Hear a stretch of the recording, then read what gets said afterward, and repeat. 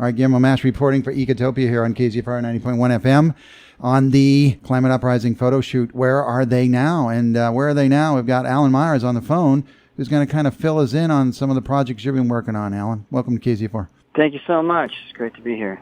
You know, it's cool, Alan. I was kind of looking through the picture to kind of, see people I wanted to call and get a follow-up on. And you were already kind of first and foremost in my mind, but not only were you first and foremost in my mind, you were first in the middle of holding that Climate Uprising sign, man. I'm like, this is a guy we need to interview. Oh, cool. Yeah. That was a really powerful day. It was. And it continues to ripple outward.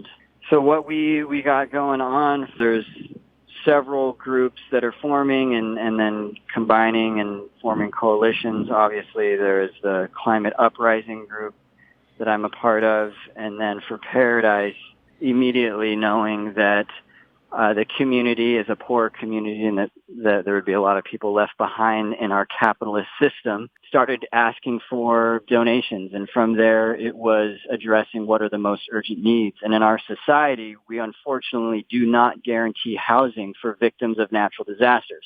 Unlike other countries, I was just in Japan and speaking with community organizers, the mayor of a town, grassroots organizers, and all of their jaws dropped when I told them that the biggest area of need for our community 6 months after the disaster is housing still. They couldn't believe it. They have a Disaster Relief Act that guarantees housing for everybody in the occurrence of a natural disaster. So while we are in this hierarchy of needs, housing for many, they get to focus on long-term visioning projects, community building projects. And when you look at Paradise right now and you have these meetings taking place, the long-term visioning, UDA, Urban Design Associates that have been gifted to the town to do those plans, you go to those meetings, you see a very clear demographic. It is those that are privileged enough to show up at the meetings that voices get heard. And that is how our society works in this country, unfortunately. So if you can't afford to be there, if you're trying to figure out where you need to sleep that night or where you're going to get your next meal, you're not going to be involved in any of the decision-making process. So when we talk about climate disasters and those that are getting hardest hit, it is the poorest, it is minority groups.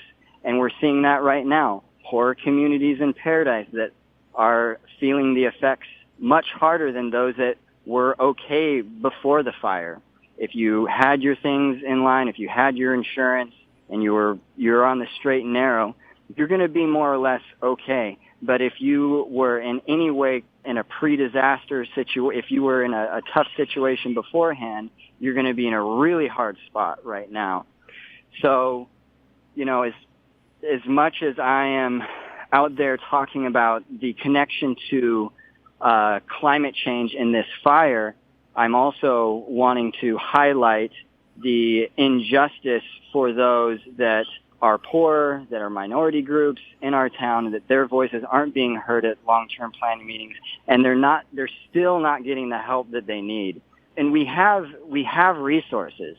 I submitted a grant, an application rather, to ARUP, which is one of the world's leading structural engineering firms. They're charged with redoing the Gaudi Cathedral in Barcelona. They built the longest bridge in Scotland. They are up there. And they said yes, and they've approved this project for housing that I proposed to them, that is a need in our community. So the step has been identifying available land. And I had 2 leads and chased them all the way down to the very end. And this started in December. Yet the permitting office in Chico, it's $1,500 application just to apply for temporary emergency housing building permit. They hadn't received any individual housing permits at that time in December. I don't know if that's changed, but it was one, it's $1,500. I was like, okay, we're fundraising, we can cover that. How is that emblematic of a community that supports its people in time of disaster, charging $1,500 just to apply? Yeah, that's when you get into the privilege for sure, because there's a ton of people that haven't got that money floating around, huh? No, I mean, that's their gas money, their food money, So it's falling in the U.S., it falls on individuals to help their neighbors. And that's what I'm experiencing right now, because our government certainly hasn't been doing it. When you talk to survivors that are in FEMA trailers and you ask them what is it like there? What is it like having a caseworker there? And they tell you, well, they ask me every day, what am I doing to get out of this situation? And you look at Japan, where they are immediately guaranteed housing. There's 3 different steps. The first step, and I toured all the different housing options that they do. Immediate emergency housing. So that's like a shelter. That's like the gymnasium. That's the community center. And then they immediately bring in converted shipping container units that are for housing. And while people are in those, about 6 months, they are rapidly building apartment complexes that, to this day, 8 years out, people are still in because they need them, because they haven't totally gotten back on their feet, but the government guarantees it there. In our case, we have FEMA trailers that if you miss the box by, a centimeter, if you miss it by any amount, you don't get a thing. And if you do get it, you get it for a year, and you are pressured daily to figure out your life to get out of that. It breaks my heart when, and this is what I heard from folks in Japan. They're amazed that the wealthiest country in the world cannot provide housing for its citizens in times of disaster. It's sad. I was going to say interesting, but it's sad, Alan, because I was interviewing some folks that I've been connected with on the Ridge, and they almost exactly said what you had said in a smaller footprint. Wendy Leemaster is going to be able to get a home, and she had really, really good insurance. And that's what her mom said. Yeah, she's going to be able, she put a down payment on a house, and she had really good insurance, and that really helped her out. But her mom's situation is exact opposite. She's couch surfing, has very little means, and she's really, really isolated and worried. Yeah. Right. I just came from that house. So I'm really pleased that you're putting all of the effort that we should as neighbors into this, Alan. And what are some of the groups that you're working with, and how can folks maybe get involved that might be listening? Yeah. So we formed a group called Rebuilding Paradise. There's a Facebook page for that. People can join if they want to be involved in the conversation. And we're specifically speaking to the points of how can we learn from this? We have a once in 1,000-year opportunity. When in history, in modern history, the town completely destroyed, 90% destroyed. And we have the technology advances, we have the information, we have the people, and we can identify what is most valuable to us. And when we did that, we said the number one thing that is most valuable to the community of Paradise is nature. So how can we build with that value in mind? And that means every decision that we take. So we want to center the conversation around that in our group, Rebuilding Paradise. How can we have nature as that driving value?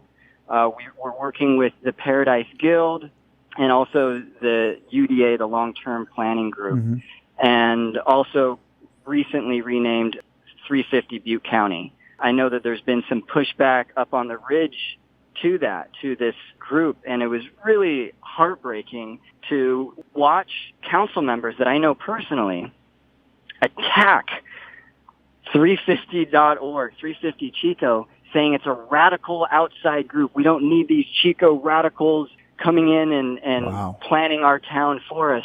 And what I say to that is, why are you terrified of a mom in a Prius that is concerned about her neighbors, yet you are so willing to invite a multi-billion-dollar corporation into your town to decide how power lines get run and how energy is decided? So I think that if we can come together on what we see as the value, again, the town has identified that it's nature. And with that, why don't we be open to groups that also share that value? Not profit over people, which is some of the other groups, obviously, that have a heavy hand involved in the rebuilding of our town. Really, it needs to come down to the community and our individual choices and communicating those and really creating the community that we want to see. We have an opportunity to create a true paradise. And I'm hopeful. Folks want to get involved. It's they can go to rebuildingparadise.com. We have a website. We have an intake form if people want to share their talents or their interests, how they would like to be involved. We're also working with Campfire Restoration Project. As you know, Matthew Troom has been working on up in Paradise, bringing in permaculture practices, restoration of the planet. So that's a project that's there. And yeah, obviously identifying community needs, housing, and all that. So thanks for the time to let me kind of get fired up here. I really appreciate it, and just to circle back real quick for a couple of things, just to clarify, but those comments, are those made at a city council meeting? On Facebook, it was on Paradise Magalia Rants and Raves, and I just saw their post, and they screenshotted a friend who's part of 350, screenshotted her post saying like, hey, let's get up to Chico or Paradise to share what we understand. And Paradise council members got really fired up and defensive over that prospect. Yet they are so willing to invite PG&E, federal cleanup workers from all over the country. Yet a Chico neighbor is suddenly a threat for their environmental awareness. Yeah, protecting Butte County's land, water, and food. Man, that's exactly. It is a sad state of affair, but we're going to keep plugging away. I know you are, Alan, and other folks. Absolutely. And I really appreciate it. I appreciate your honesty and actually the proximity. I talk about that a lot, Alan. If before you air your concerns, first seek to understand and get involved. And I see you doing that every day, and it's uplifting to us. Oh, thanks. And and thank you for sharing these stories and keeping the light on and spreading the word. And for folks listening, community radio, this is one of the cornerstones to a healthy community. It's how we communicate with each other. It's how you know about local issues, and you can hear stories like mine and get involved yourself. I hope people out there take that to heart.